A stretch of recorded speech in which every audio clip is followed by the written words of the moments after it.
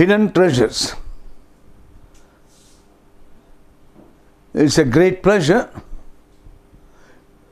to have this new program beginning from today, a new series which I believe will be a blessing to many of you.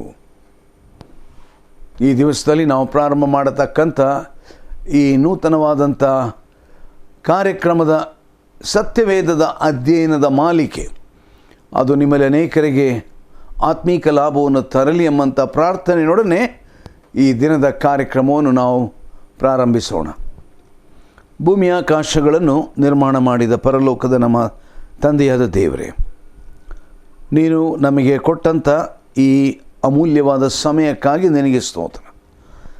ನಿನ್ನ ವಾಕ್ಯದ ಸತ್ಯಗಳನ್ನು ನಾವು ಗ್ರಹಿಸಿಕೊಳ್ಳುವುದು ಮಾತ್ರವೇ ಅಲ್ಲ, ನಿನ್ನ ವಾಕ್ಯಕ್ಕೆ ವಿಧೇಯರಾಗಿ ಜೀವಿಸುವಂತೆ ಅನುಗ್ರಹಿಸು. ಯೇಸು ಕ್ರಿಸ್ತನ ಅಮೂಲ್ಯವಾದ ನಾಮದಲ್ಲಿ ನಮ್ಮ ಪ್ರಾರ್ಥನೆಯನ್ನು ಕೇಳಿದ್ದಕ್ಕಾಗಿ ನಿನಗೆ ಸ್ತುತಿ ಸ್ತೋತ್ರ ಉಂಟಾಗಲಿ ಕರ್ತನೆ. ಆಮೆನ್.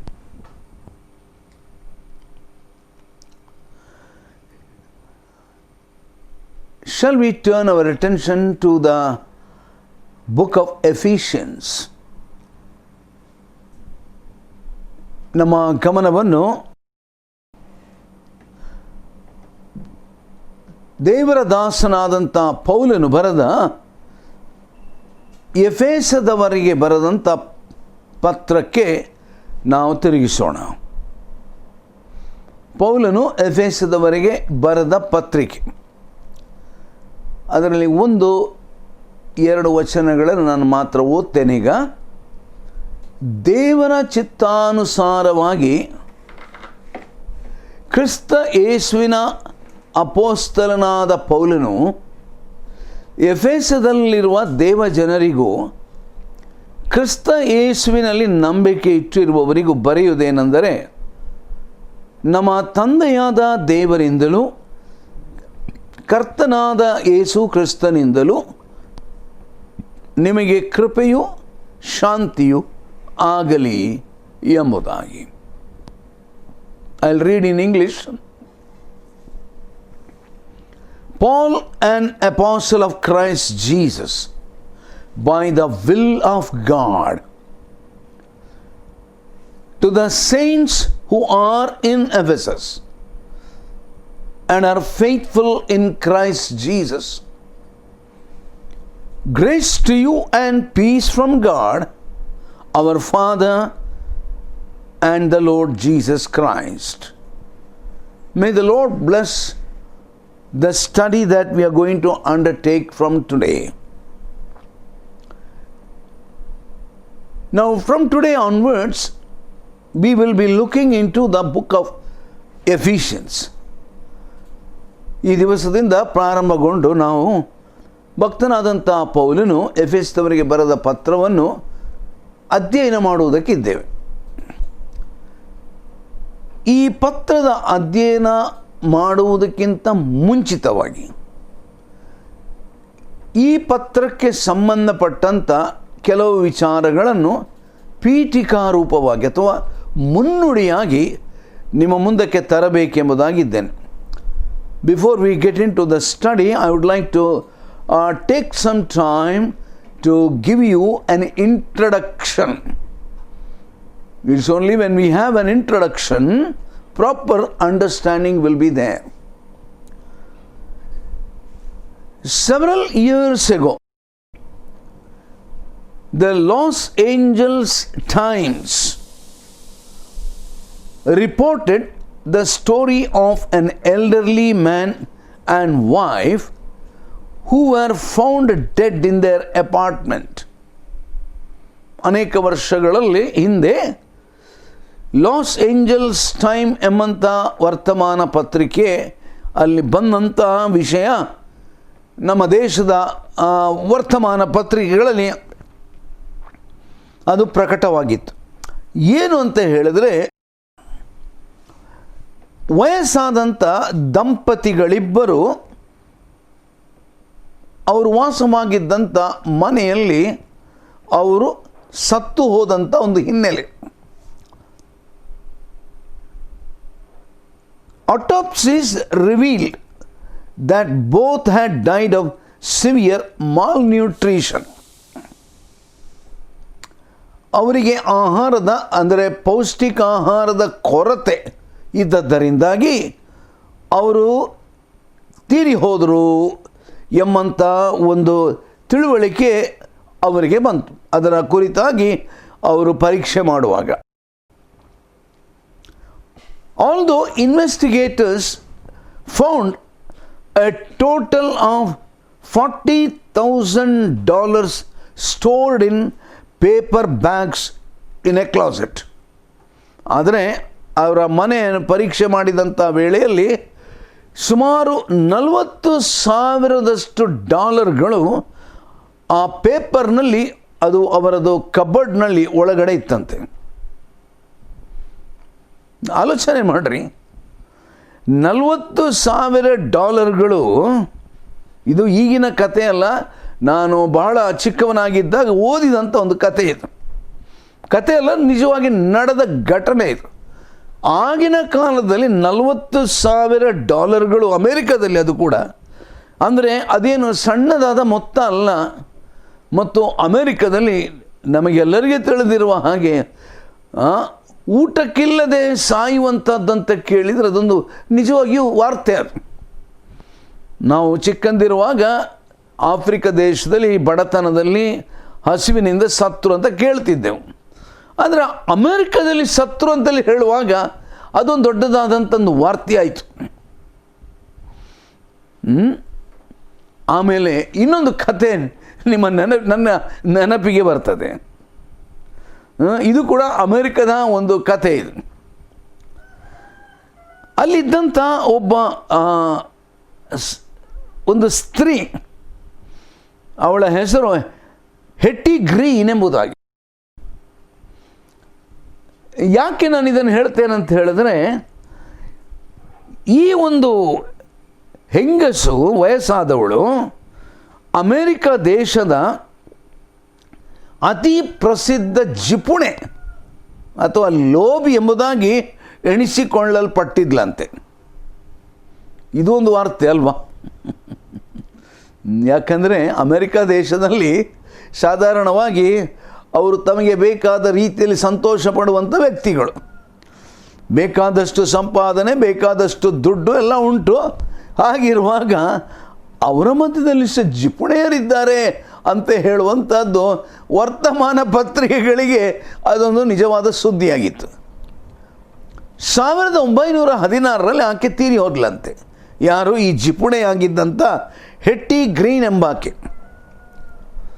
ಮತ್ತು ಆಕೆ ಸತ್ತು ಹೋದಾಗ she left N estate valued at $100 million. $100 million ಬೆಲೆ ಬಾಳತಕ್ಕಂಥ ಆಸ್ತಿಯನ್ನು ಆಕೆ ಬಿಟ್ಟು ಹೋಗಿದ್ಲಂತೆ. ನನ್ನ ಪ್ರಿಯರೇ, ಆ ದಿವಸದಲ್ಲಿ 1916 ಅಂದರೆ ಎಷ್ಟು ವರ್ಷಗಳ ಹಿಂದೆ ಇಷ್ಟು ದೊಡ್ಡ ಮೊತ್ತ, ಅದು ಎಷ್ಟು ಐಶ್ವರ್ಯದ ಒಂದು ಸಂಗತಿ ಎಂಬುದನ್ನು ಆಲೋಚನೆ ಮಾಡಬಹುದು. ಆದರೆ ಪಾಪ ಅವಳು ಸತ್ತದ್ದು ಜಿಪುಣೆಯಾಗಿ, ಲೋಭಿಯಾಗಿ, ತಿನ್ನಲಿಕ್ಕೆ ಕೂಡ ಏನಿಲ್ಲದ ರೀತಿಯಲ್ಲಿ. ನೋಡ್ರಿ, ಅವಳ ಕುರಿತು ವರ್ತಮಾನ ಪತ್ರಿಕೆಯಲ್ಲಿ ಬರೆದದ್ದು, ಅವಳು ಎಷ್ಟು ಜಿಪುಣೆ ಅಂತ ಹೇಳಿದರೆ, she ate cold meal in order to save the expenses of heating the water. ನೀರು ಬಿಸಿ ಮಾಡಬೇಕಾದ್ರೆ ವಿದ್ಯುತ್ ಶಕ್ತಿಗೆ ಖರ್ಚಾಗ್ತದಲ್ಲ, ಅದಕ್ಕಾಗಿ ಅವಳು ಬರೀ ತಣ್ಣಗೆ ನೀರಿನಲ್ಲಿ ಆ ಆಹಾರವನ್ನು ಹಾಕಿ ಬೆರಕೆ ಮಾಡಿ ತಿಂತಿದ್ಲಂತೆ. When her son had a severe leg injury, ಅವಳ ಮಗನಿಗೆ ಕಾಲು ಅದೇನೋ ಗಾಯ ಆಯ್ತಂತೆ. ಆದರೆ ಆ ಮಗನಿಗೆ ಚಿಕಿತ್ಸೆ ಕೊಡುವುದಕ್ಕಾಗಿ ಉಚಿತ ಚಿಕಿತ್ಸಾ ಕೇಂದ್ರ, ಫ್ರೀ ಕ್ಲಿನಿಕ್ ಎಲ್ಲಿ ಉಂಟಂತೇಳಿ ಅಮೇರಿಕದ ಎಲ್ಲ ಕಡೆಯಲ್ಲಿ ಹುಡುಕಾಡಿದ್ಲಂತೆ. ಅವಳಿಗೆ ಸದ್ಯಕ್ಕೆ ಎಲ್ಲಿಯೂ ಸಿಕ್ಕಲಿಲ್ಲ. ಆ ಮಗನನ್ನು ಮನೆಯಲ್ಲೇ ಇಟ್ಕೊಂಡ್ಲಂತೆ. ಕಡೆಗೆ ಏನಾಯಿತು, ಆ ಮಗನ ಕಾಲು ಅದು ಕೊಳೆತು ಹೋಗಲಿಕ್ಕೆ ಶುರುವಾಯಿತು. ಎಲ್ಲಿವರೆಗೆ ಕಡೆಗೆ ಆತನ ಕಾಲನ್ನು ಆಂಪಿಟೇಟ್ ಮಾಡಿದರು. ದೇ ಆಂಪಿಟೇಟೆಡ್ ಹಿಸ್ ಲೆಗ್, ಕತ್ತರಿಸಿದರು. Because it was advanced in infection. ನೀವು ಹೇಳ್ಬೋದು ಈಗ, ಅಯ್ಯಯ್ಯೋ ದೇವರೇ ಎಂಥ ದುರಂತ ಇದು. It has been said that she hastened her own death by bringing on a fit of situation where she thought that just drinking the milk was cheaper than having a regular meal. ದಿನಕ್ಕೆ ಸ್ವಲ್ಪ ತಣ್ಣಗೆ ಹಾಲು, ಅದು ಬಿಸಿ ಮಾಡೋದಿಲ್ಲಂತೆ. ಬಿಸಿ ಮಾಡದೆ ತಣ್ಣಗಿನ ಹಾಲು ಕುಡಿಯುವಂಥದ್ದು ದುಡ್ಡು ತುಂಬ ಉಳಿತದಂತೆ ಹೇಳಿ ಊಟ ಸಹ ಮಾಡ್ತಿರಲಿಲ್ಲ. ಒಂದು ವೇಳೆ ಕತೆ ಕೇಳುವಾಗ ನಾನು ಯಾಕೆ ಕತೆ ಹೇಳಿದೆ ಅಂತ ಹೇಳಿದರೆ ಬಹಳ ತಮಾಷೆಯಾಗಿ ಕಾಣುವಂಥ ಕತೆಗಳಿದು. ಈ ಎರಡೂ ಕತೆಗಳಲ್ಲಿ ನಾವು ನೋಡಿದಂಥದ್ದೇನಂತ ಹೇಳಿದ್ರೆ, both these people they had sufficient money. ಅವರಿಗೆ ಬೇಕಾದಷ್ಟು ಹಣ ಇತ್ತು, ಅವರು ಬಡವರಾಗಿ ಏನಿರಲಿಲ್ಲ. ಆದರೆ ದುರಂತದ ಸಂಗತಿ, ಅವರಿಗೆ ಎಷ್ಟು ಐಶ್ವರ್ಯ ಇದ್ದರೂ ಅದನ್ನು ಉಪಯೋಗಿಸಿಕೊಳ್ಳದಂಥ ಮೂರ್ಖರಾಗಿ, ತಿಳುವಳಿಕೆ ಇಲ್ಲದಂಥ ಅಜ್ಞಾನಿಗಳಾಗಿ ಅವರು ಜೀವಿಸಿದರು. ಅಯ್ಯೋ ಪಾಪ ಅಂತೇಳಿ ನಮಗೆ ಅನ್ನಿಸ್ಬೋದು. ನನ್ನ ಪ್ರಿಯರೇ, ನಾನು ಯಾಕೆ ಈ ಕತೆ ನಿಮ್ಮ ಗಮನಕ್ಕೆ ನಾನು ತಂದೆ ಅಂತ ಹೇಳಿದರೆ, ಎಫೆಸದವರಿಗೆ ಬರೆದಂಥ ಪತ್ರಕ್ಕೆ ನಾವು ಪ್ರವೇಶ ಮಾಡುವ ಮೊದಲು ನಾನು ಹೇಳಿದೆ ಪೀಠಿಕಾ ರೂಪ ಅಥವಾ ಮುನ್ನುಡಿಯಾಗಿ ಕೆಲವು ವಿಷಯಗಳನ್ನು ನಿಮಗೆ ನಾನು ಹೇಳಲೇಬೇಕು ಎಂಬುದಾಗಿ. The book of Ephesians is written to Christians who might be prone to treat their spiritual resources much like that miserly couple and Hetty Green, how they treated their financial resources. ಎಫೆಸದವರಿಗೆ ಬರೆದಂಥ ಪತ್ರ ಕ್ರೈಸ್ತ ವಿಶ್ವಾಸಿಗಳಿಗೆ ಉದ್ದೇಶಿಸಿ ಬರೆದಂಥ ಪತ್ರ. ಅದರಲ್ಲಿರತಕ್ಕಂಥ ಸಂಪನ್ಮೂಲ ಅದು ಎಷ್ಟು ಐಶ್ವರ್ಯವಾದದ್ದು ಎಂಬುದಾಗಿ ಹೇಳಿದರೆ, ಒಂದು ವೇಳೆ ನಮಗೆ ಅದರ ಕುರಿತು ತಿಳುವಳಿಕೆ ಇಲ್ಲದಿದ್ದರೆ, ನೋಡ್ರಿ, ಜಿಪುಣರು ಈ ಲೋಕವನ್ನು ಬಿಟ್ಟು ಹೋದ್ರಲ್ಲ, ಲೋಭಿಗಳು ನಷ್ಟವನ್ನು ಅವರು ಅನುಭವಿಸಿದಂಥ ಈ ಕತೆ ನಾನು ನಿಮಗೆ ಹೇಳಿದೆಯಲ್ಲ, ಅಂಥವರ ಸ್ಥಿತಿ ನಿನ್ನದು ಮತ್ತು ನಾನು. Such believers are in danger of suffering from spiritual malnutrition. ಈ ಹಿನ್ನೆಲೆಯಲ್ಲಿರುವಂಥವರು ಅವರು ಖಂಡಿತವಾಗಿಯೂ ಆತ್ಮೀಕವಾಗಿ ಸರಿಯಾದ ಆಹಾರ ಪೋಷಣೆ ಇಲ್ಲದ ಒಂದು ಗಂಡಾಂತರಕ್ಕೆ ಅವರು ಒಳಗಾಗ್ತಾರೆ. ಯಾಕೆ ಅಂತ ಹೇಳಿದರೆ, you know why?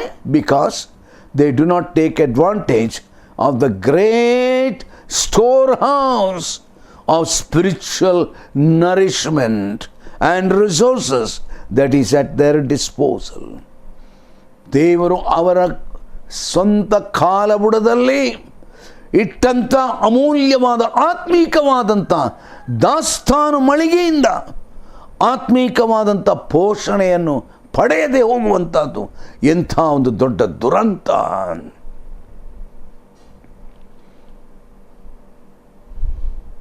ಕೈಯಲ್ಲಿ ಪುಸ್ತಕ ಉಂಟು, ಬೈಬಲ್ ಉಂಟು. ದೇವರು ನಮಗೆ ಆ ಪುಸ್ತಕವನ್ನು ಕೊಟ್ಟಿದ್ದಾನೆ, ಕೈಯಲ್ಲಿ ಹಿಡ್ಕೊಂಡಿದ್ದೇವೆ. ಆದರೆ ಅದನ್ನು ಉಪಯೋಗಿಸುವಂಥ ತಿಳುವಳಿಕೆ, ಬೇಸಿಕ್ ತಿಳುವಳಿಕೆ ನಮಗಿಲ್ಲ. ನೋಡ್ರಿ, ಎಫೆಸದವರಿಗೆ ಬರೆದ ಪತ್ರಿಕೆ ಕುರಿತು ಅನೇಕ ರೀತಿಯಾದಂಥ ಹೇಳಿಕೆಗಳು ಕೊಡಲ್ಪಟ್ಟಿದೆ. ಎಫೆಸದವರ ಪತ್ರಿಕೆ ಅದು ವಿಶ್ವಾಸಿಗಳ ಬ್ಯಾಂಕ್ ಎಂಬುದಾಗಿ ಹೇಳಲ್ಪಟ್ಟಿದೆ. ಯಾರ ಬ್ಯಾಂಕು? ವಿಶ್ವಾಸಿಗಳ ಬ್ಯಾಂಕು. ಆಮೇಲೆ ವಿಶ್ವಾಸಿಗಳ ಒಂದು ಚೆಕ್ ಪುಸ್ತಕ. ನೋಡಿ, ಬ್ಯಾಂಕ್, ನಮ್ಮ ಬ್ಯಾಂಕಿನಲ್ಲಿ ನನ್ನ ಹತ್ರ ಚೆಕ್ ಬುಕ್ ಇದ್ರೆ ಅರ್ಥ ಏನು? ನನಗೆ ಯಾಕೆ ಕೈಯಲ್ಲಿ ಚೆಕ್ ಬುಕ್ ಇರ್ತದೆ? ನನಗೆ ಬೇಕಾದಾಗ ಹಣವನ್ನು ತಗೊಳ್ಳಿಕ್ಕೆ. ನನ್ನ ಪ್ರಿಯರೇ, ಆಮೇಲೆ ಈ ಎಫೆಸದವರಿಗೆ ಬರೆದ ಪತ್ರ ಇನ್ನೊಬ್ಬರು ಹೇಳಿದ್ದಾರೆ, it's the treasure house of the Bible ಅಂತ. ಸತ್ಯವೇದದ ಒಂದು ದೊಡ್ಡ ಆಸ್ತಿ ಅಥವಾ ನಿಕ್ಷೇಪ ಎಂಬುದಾಗಿ. ನನ್ನ ಪ್ರಿಯರೇ, ಅರ್ಥ ಆಯ್ತಾ? ಎಫೆಸದವರಿಗೆ ಬರೆದ ಪತ್ರವನ್ನು ನಾನು ಸ್ವಲ್ಪ ಸಮಯದ ಹಿಂದೆ ಅಧ್ಯಯನ ಮಾಡುವುದಕ್ಕೆ ನಾನು ಶುರು ಮಾಡಿದಾಗ, ಓ ದೇವರೇ, ಎಂಥ ಗಂಭೀರವಾದಂಥ ಅಮೂಲ್ಯವಾದಂಥ ಒಂದು ಸೊತ್ತು ನಮಗಾಗಿ ಇಟ್ಟಿದೆಯಲ್ಲ, ಎಂಥ ಒಂದು ಅಮೂಲ್ಯವಾದಂಥ ಆಸ್ತಿ ಅಥವಾ ನಿಕ್ಷೇಪವನ್ನು ದೇವರೇ ನೀನು ನಮಗಾಗಿ ಇಟ್ಟಿದೆಯಲ್ಲ ಎಂಬಂಥ ತಿಳುವಳಿಕೆ ನನ್ನ ಗಮನಕ್ಕೆ ಬಂದಾಗ ನನ್ನ ಜೀವನದಲ್ಲಿ ನಾನು ಭಾಳ ದೀನತೆಯಿಂದ ಕರ್ತನ ಮುಂದೆ ಅಡ್ಡ ಬಿದ್ದು ನಾನು ಆತನಿಗೆ ಉಪಕಾರ ಸಲ್ಲಿಸಿದೆ. ಬಹಳ ಅಂದವಾದಂಥ ಒಂದು ಪತ್ರ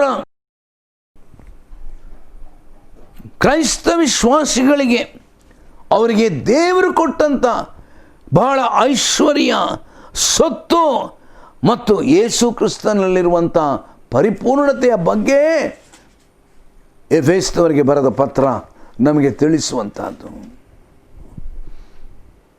ಹಾಗಾದರೆ ನಮ್ಮ ಹತ್ರ ಉಂಟು ಅಂತಿಲ್ಲ, ಆದರೆ ನಾವೇನು ಮಾಡಬೇಕು? ನಾವದನ್ನು ನಮ್ಮದನ್ನಾಗಿ ವಶಪಡಿಸಿಕೊಳ್ಳಬೇಕು. ವಿ ಶುಡ್ ಪೊಸೆಸ್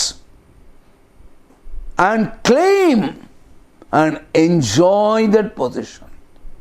ಅದನ್ನು ನಮ್ಮದನ್ನಾಗಿ, ನಮ್ಮ ಸೊತ್ತನ್ನಾಗಿ ನಾವು ಅದರಲ್ಲಿ ಸಂತೋಷಿಸಬೇಕು. ನೋಡ್ರಿ, ನಾನು ಇನ್ನೊಂದು ಸಾರಿ ಈ ಒಂದು ಪದ ನಾವು ಇತ್ತೀಚಿನ ದಿನಗಳಲ್ಲಿ ಕೇಳ್ತಾ ಇದ್ದೇವೆ. ಏನಂತ ಹೇಳಿದ್ರೆ, ನಾವು ಈ ದಿವಸದಲ್ಲಿ ದಾಟಿ ಹೋಗುತ್ತಾ ಇರುವಂಥದ್ದು ಫೈನಾನ್ಷಿಯಲ್ ಡಿಪ್ರೆಷನ್ ಎಂಬುದಾಗಿ, ಆರ್ಥಿಕವಾದಂಥ ಒಂದು ಕುಗ್ಗುವಿಕೆ. ಪ್ರತ್ಯೇಕವಾಗಿ ಕೋವಿಡ್ ಕಾಯಿಲೆ ಹಿನ್ನೆಲೆಯಲ್ಲಿ ನಮ್ಮ ದೇಶದಲ್ಲಿ ಮಾತ್ರ ಅಲ್ಲ, ಜಗತ್ತಿನಾದ್ಯಂತ ಆರ್ಥಿಕವಾದಂಥ ಹಿನ್ನಡೆ ಆಗ್ತಾ ಉಂಟು. ಬಹಳ ಮುಂದುವರಿದ ರಾಷ್ಟ್ರಗಳಲ್ಲಿಯೂ ಕೂಡ ಈ ಆರ್ಥಿಕವಾದಂಥ ಹಿನ್ನಡೆ ಆಗುವಂಥದ್ದನ್ನು ನಾವು ಗಮನಿಸ್ತಾ ಇದ್ದೇವೆ. ನಾವು ಇಂಥ ಒಂದು ಆರ್ಥಿಕ ಹಿನ್ನಡೆ 1930ನೇ ಇಸ್ವಿಯಲ್ಲಿ ನಡೆಯಿತು ಎಂಬುವಂಥದ್ದನ್ನು ನಾನು ಜಾಗತಿಕ ಚರಿತ್ರೆಯನ್ನು ಓದುವಾಗ ತಿಳ್ಕೊಂಡೆ. ಈ 1930ನೇ ಇಸ್ವಿಯಲ್ಲಿ ಇಂಥ ಒಂದು ಫೈನಾನ್ಷಿಯಲ್ ಡಿಪ್ರೆಷನ್ ಬಂದಂಥ ವೇಳೆಯಲ್ಲಿ ಅವ್ರು ಏನಾಯ್ತು ಅಂತ ಹೇಳಿದ್ರೆ, ಆ ದೇಶಗಳಲ್ಲಿ ತಮ್ಮ ತಮ್ಮ ಬ್ಯಾಂಕ್ಗಳಲ್ಲಿದ್ದಂಥ ಹಣದಲ್ಲಿ ಕೇವಲ 10% ಮಾತ್ರ ಆ ಅಕೌಂಟ್ದಾರರು ತಕ್ಕೊಳ್ಳಿಕ್ಕೆ ಅನುಮತಿ ಕೊಟ್ರಂತೆ. ಕೇವಲ 10%.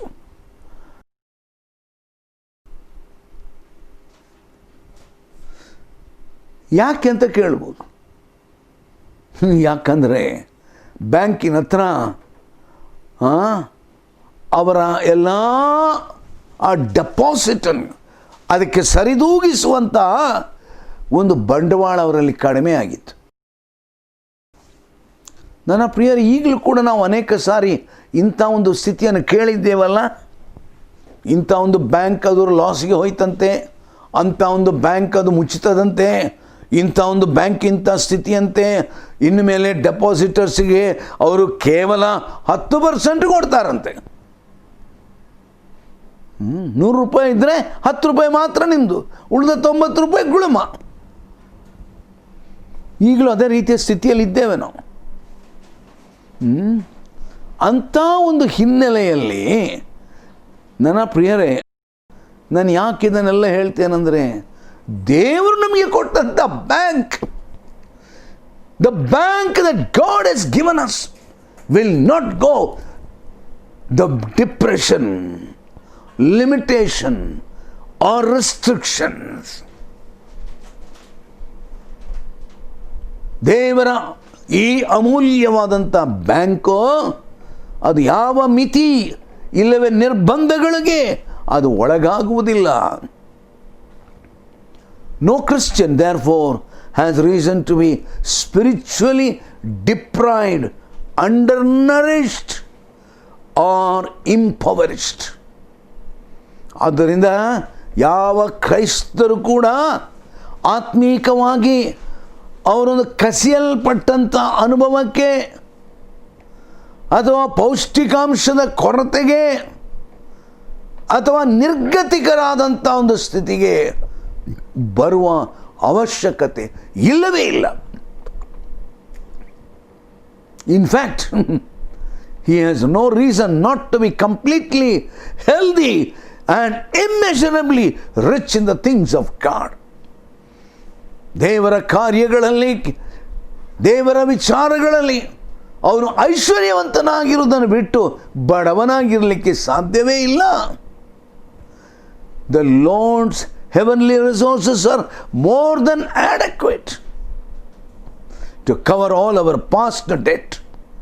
ನಮ್ಮ ಹಳೆಯ ಸಾಲ ಇದನ್ನೆಲ್ಲ ತೀರಿಸುವುದಕ್ಕೆ ಬೇಕಾದಂಥ ಸಹಾಯ ಆತನಲ್ಲಿ ನಮಗೆ ಸಿಕ್ಕುವಂಥದ್ದು. ನಮ್ಮ ಈಗಿನ ಎಲ್ಲ ಸಾಲವನ್ನು ಆತನು ತೆಗೆದು ಹಾಕುವುದಕ್ಕೆ, ಹೊಡೆದು ಹಾಕುವುದಕ್ಕೆ, ಆತನು ತನ್ನ ಆಸ್ತಿಯಿಂದ ನಮ್ಮನ್ನು ನಡೆಸುವುದಕ್ಕೆ ಶಕ್ತನಾಗಿದ್ದಾನೆ. In this epistle Paul speaks of the riches of God's grace. ನೋಡಿ, ಪೌಲನು ದೇವರ ಕೃಪೆಯ ಐಶ್ವರ್ಯದ ಕುರಿತಾಗಿ, ಕ್ರಿಸ್ತನ ಅಪ್ರಮೇಯವಾದ ಐಶ್ವರ್ಯದ ಕುರಿತಾಗಿ, ಆತನ ಮಹಿಮೆಯ ಅತಿಶಯದ ಕುರಿತಾಗಿ ಮಾತನಾಡ್ತಾ ಇದ್ದಾನೆ. He calls the believer to attain to the unity of the faith. ನಂಬಿಕೆ ಅನ್ಯೋನ್ಯತೆಗೆ ಬರಬೇಕೆಂಬಂಥ ಕರೆ ಆತನು ಕೊಡುತ್ತಿದ್ದಾನೆ. ನಾವು ಪವಿತ್ರಾತ್ಮ ಭರಿತರಾಗುವುದಕ್ಕಾಗಿ ಮಾತ್ರವಲ್ಲದೆ ದೇವರ ಸಂಪೂರ್ಣತೆಯ ಪರಿಪೂರ್ಣತೆಗೆ ನಾವು ಮುಟ್ಟುವಂತೆ ಆತನು ಕರೆ ಕೊಡುತ್ತಾ ಇದ್ದಾನೆ. ಇನ್ ದಿಸ್ ಬುಕ್, ಈ ಪುಸ್ತಕದಲ್ಲಿ ದ ವರ್ಡ್ ರಿಚಸ್, ಐಶ್ವರ್ಯ 5 ಸಾರಿ ಉಪಯೋಗಿಸಲ್ಪಟ್ಟಿದೆ, ಕೃಪೆ 12 ಸಾರಿ, ಗ್ಲೋರಿ ಮಹಿಮೆ 8 ಸಾರಿ, ಪೂರ್ಣತೆ 6 ಸಾರಿ. ನನ್ನ ಪ್ರಿಯರೇ, ಮಾತ್ರವಲ್ಲ, ಕ್ರಿಸ್ತನಲ್ಲಿ, ಇನ್ ಕ್ರೈಸ್ಟ್ ಎಂಬಂಥ ಪದಗಳು 15 ಬಾರಿ ಉಪಯೋಗಿಸಲ್ಪಟ್ಟದೆ. Christ is the source. ಯೇಸು ಕ್ರಿಸ್ತನು ತಾನೇ ನಮ್ಮ ಮೂಲವಾಗಿದ್ದಾನೆ. ದ ಸ್ಪಿಯರ್, ನಮ್ಮ ಕಾರ್ಯ ಕ್ಷೇತ್ರವಾಗಿದ್ದಾನೆ. ಆದ್ದರಿಂದ ಇಂಥ ಅಪಾರವಾದಂಥ ಭಂಡಾರವನ್ನು ನಾವು ಧ್ಯಾನ ಮಾಡಲಿಕ್ಕಿದ್ದೇವೆ, ಕಲೀಲಿಕ್ಕಿದ್ದೇವೆ. ಪ್ರಾರ್ಥನೆ ಮಾಡೋಣ. ಪ್ರೀತಿಯುಳ್ಳ ಸ್ವಾಮಿ, ನಮ್ಮ ಮುಂದೆ ಇಟ್ಟಿರುವಂಥ ಅಮೂಲ್ಯವಾದ ಎಫೆಸದವರಿಗೆ ಬರೆದ ಗ್ರಂಥ ಇದಕ್ಕಾಗಿ ಸ್ತೋತ್ರ.